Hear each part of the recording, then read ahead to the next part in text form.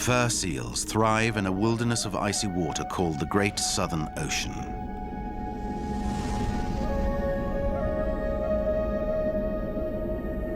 Here, the swells and currents circulate continuously around the Antarctic, unimpeded by coastlines.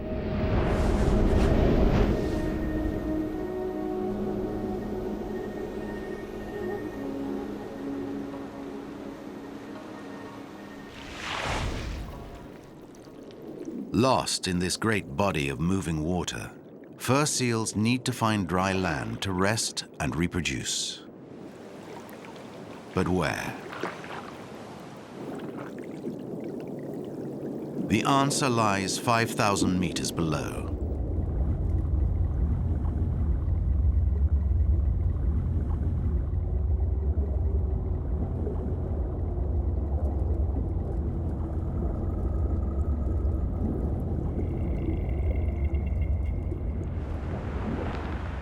Thousands of years ago, volcanic islands emerged from the sea to form archipelagos.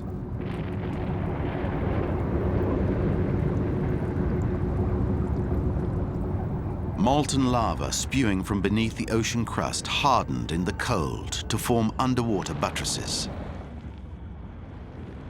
Over time, lava piled up and volcanoes rose to the surface.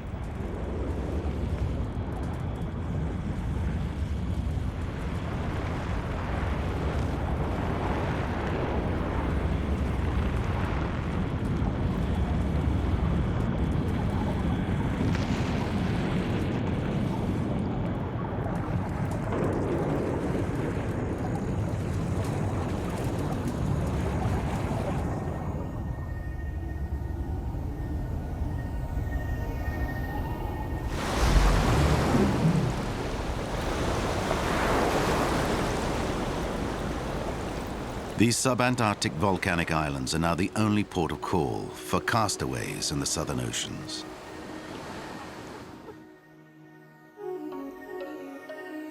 Long lines of thick kelp form a belt around the coast. Below, the kelp grows like a forest, reaching up to the surface for thin rays of sunlight.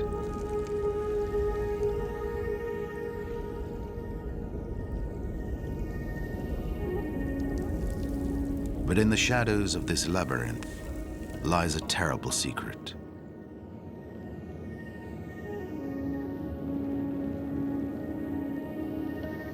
An ocean graveyard. The bleached skeletons of penguins litter the floor.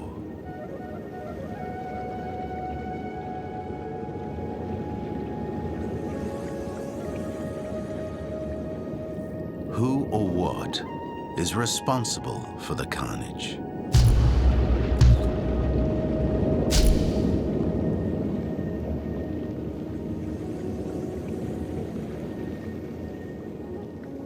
It's hard to imagine how a predator could kill so freely in the same place as if the victims had no escape.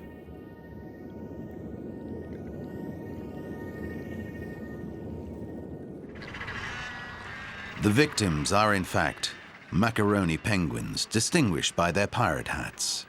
Along with the fur seal, they too need dry land to breed. They gather in their thousands, all confined to small outcrops of volcanic rock. Quite a feast for a predator, wily enough to catch them.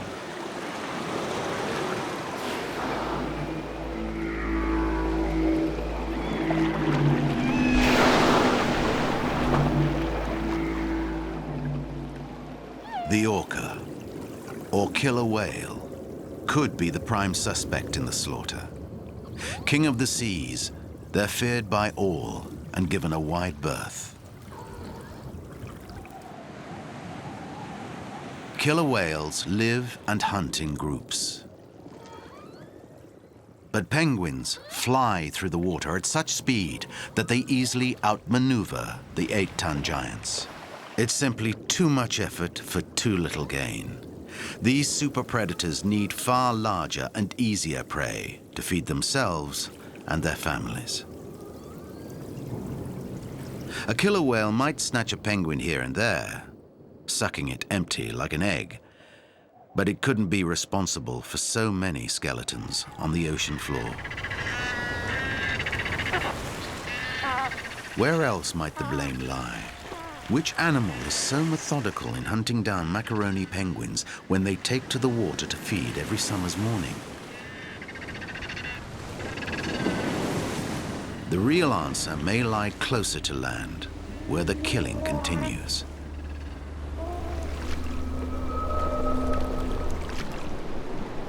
The giant petrel is another suspect, and for good reason. Its mere presence is ominous. Petrels are opportunists of the first order.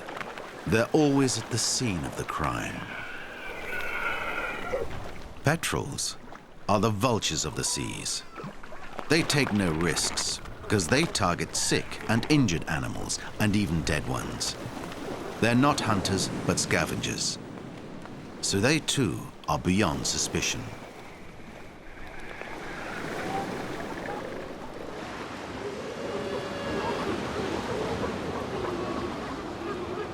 That leaves the fur seals. Their colony lies conveniently close to the penguins. A 4-year-old male shows great interest in the birds. After 3 years alone at sea, he has returned to the land of his birth. He studies their habits and timetable closely. Every day at the same time, groups of adult penguins return with bellies full to feed their young.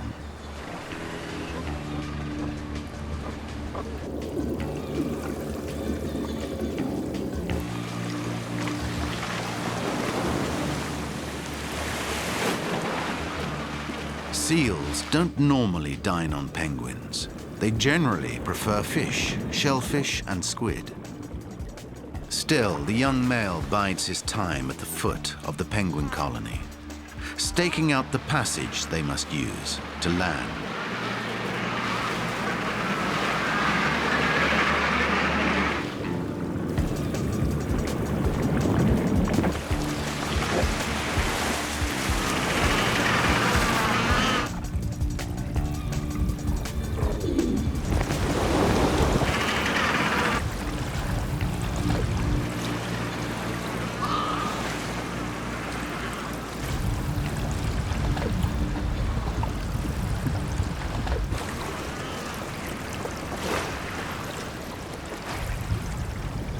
The seal's pointed teeth are ideal for the job, catching and holding on to prey but not chewing.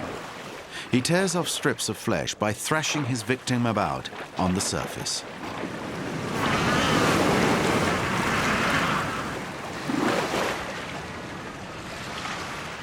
Once he's ripped through the skin, he's able to swallow the thick layer of fat and feathers that protect the bird from the cold. Now, the bird's fat will protect him. In such glacial waters, survival depends on being well insulated.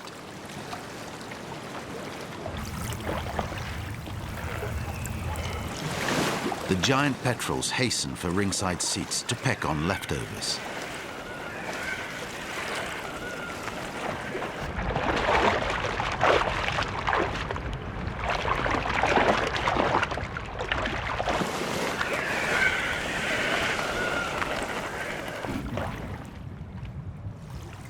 The seal doesn't welcome the company and chooses to finish his meal alone.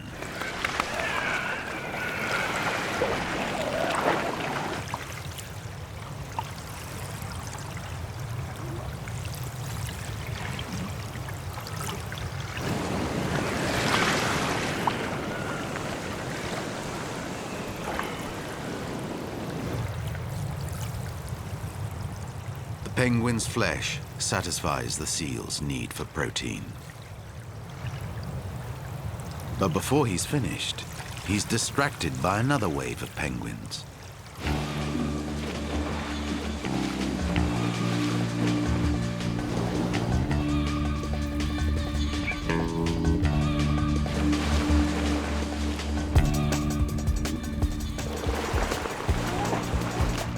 This time, the goal is not to feed, but to play.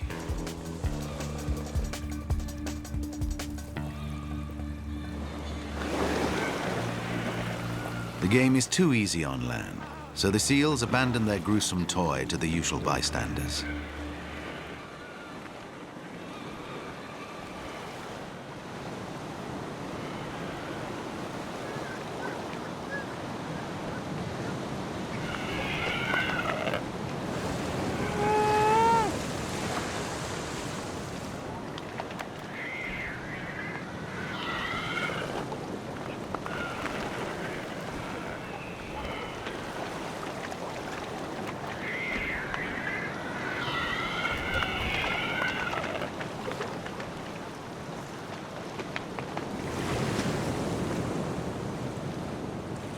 The young male waits patiently for fresh arrivals. And he's not disappointed.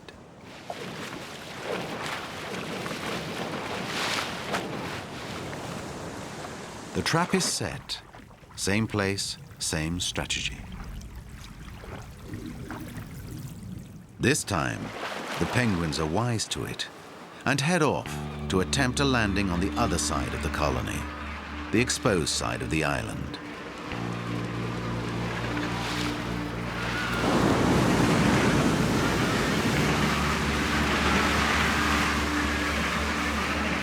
To land here, penguins must be in sync with a wave, but waiting for the right one leaves them vulnerable to attack.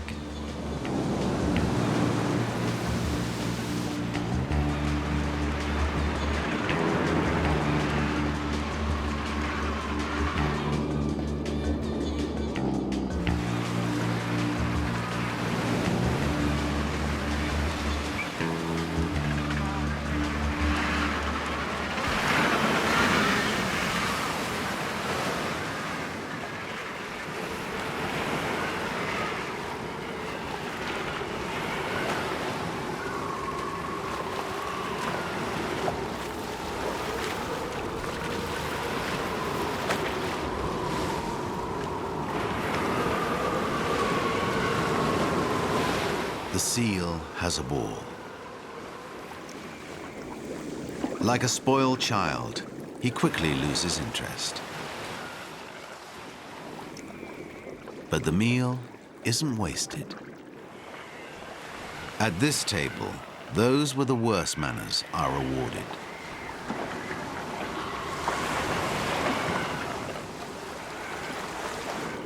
At least petrels finish what they started.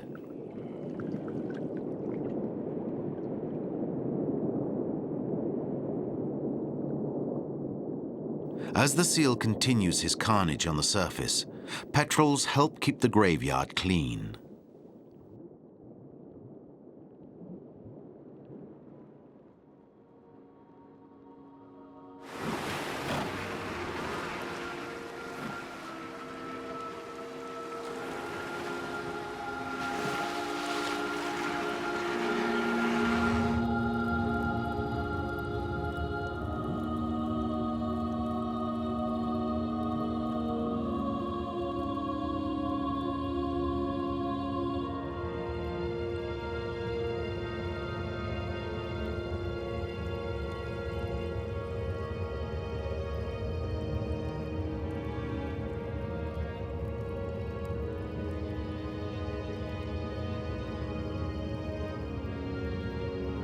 Although the petrels missed out on the seal's unfinished business, other cleaners inhabit the bottom to take over. Ophiura, amphipods, isopods, nematodes, echinodermatas, names from another world.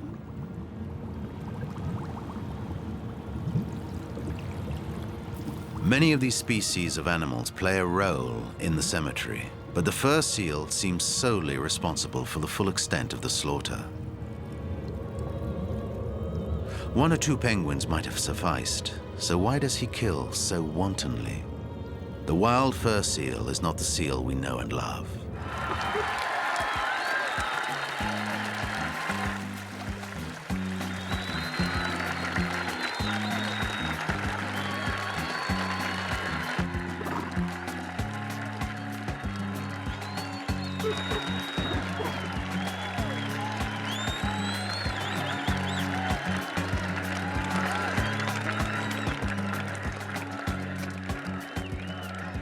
How do you reconcile the image of a captive seal with that of a wild killer? How do you explain the lust for slaughter? Have humans merely replaced the penguin with the boar? Are answers to be found in the seal's upbringing?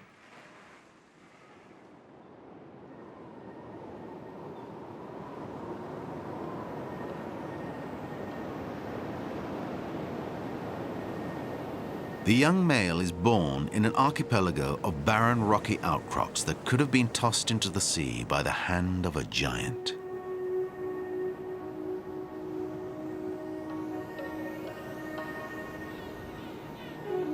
He came into this world more than 1,000 kilometers from the nearest inhabited land.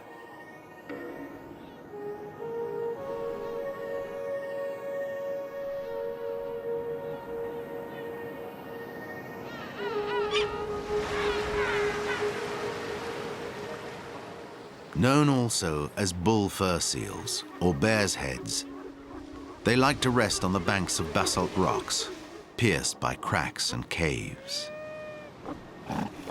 They were massacred for their fur a century ago. Today, they're slowly rebuilding their numbers.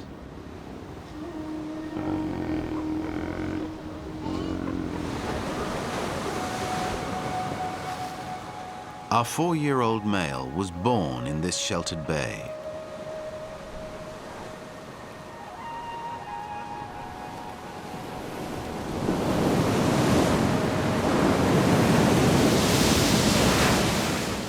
The relentless onslaught of the sea cuts through the cliffs and creates a natural pool for young fur seals to enjoy. It's an ideal nursery for growing pups. Hundreds of them settle here to take advantage of the summer. In spite of appearances, this is summer.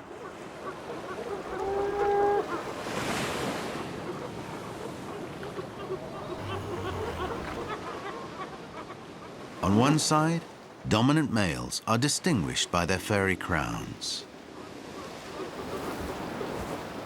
On the other side, females nurse their young. Our young male was born black as the basalt around him. He's growing steadily on his mother's milk, which isn't surprising. As an only pup, he has 4 teats to choose from. He'll live on his mother's milk for 10 months, but she'll spend part of that time out at sea to hunt and enrich her milk.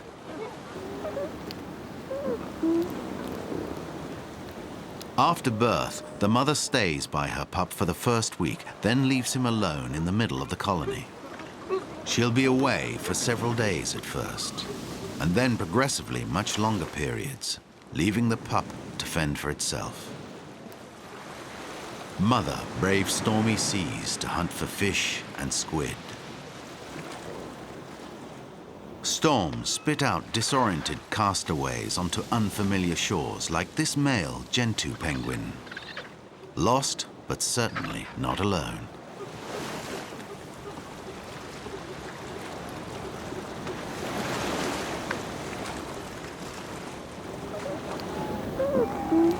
The on-off feeding pattern means that hungry pups grow relatively slowly. He'll gain only 10 kilograms in his first year. He'll have to put on 100 more before he becomes a fully grown male. If the young face no direct predatory threat on the island, the slightest sign of weakness won't go altogether unnoticed.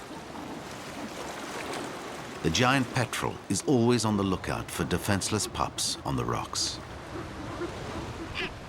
The skua with its surgical beak will finish off anything the petrels leave behind. A natural balance is maintained. Each species knows its place on the island.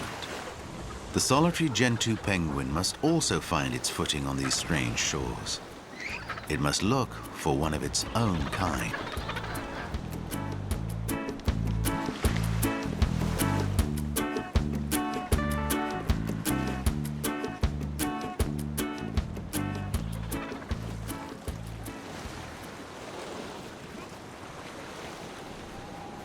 Left alone, Young seals have little else to do but scratch for parasites in their fur.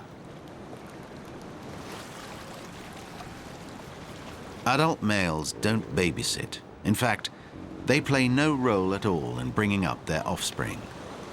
So the pups have only themselves for support. They form their own nurseries.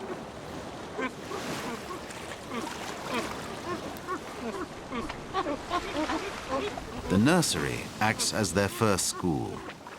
They learn to walk with their overlong flippers and take their first dip in the baby pool. They might encounter mild threats along the way.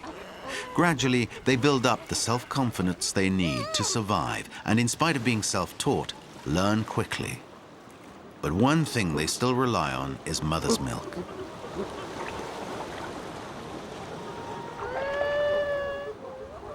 When the mothers return, their cries signal feeding time to see the pups through another few days. But finding your own offspring isn't that simple. Fur seals have perfect vision underwater, but on land, they're a bit short-sighted, so mother and pup call each other. A female will only feed her own.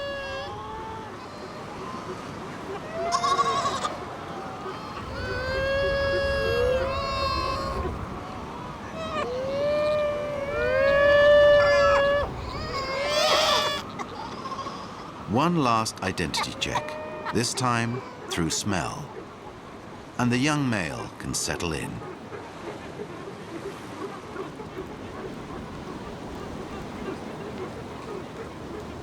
No familiar voices call the Gentoo. So he decides to head off and look for a more friendly beach.